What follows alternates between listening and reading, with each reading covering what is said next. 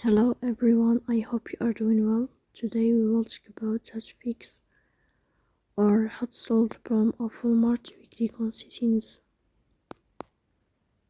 Here we click on apps, default apps, app settings. In this list we'll search about Walmart. In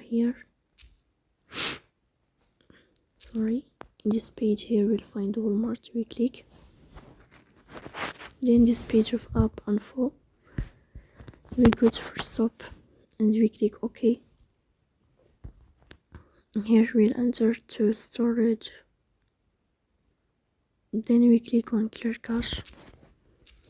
In the end you will turn off your phone and you will restart your phone again to fix that problem. So please don't forget to support us by like and subscribe. See you next time.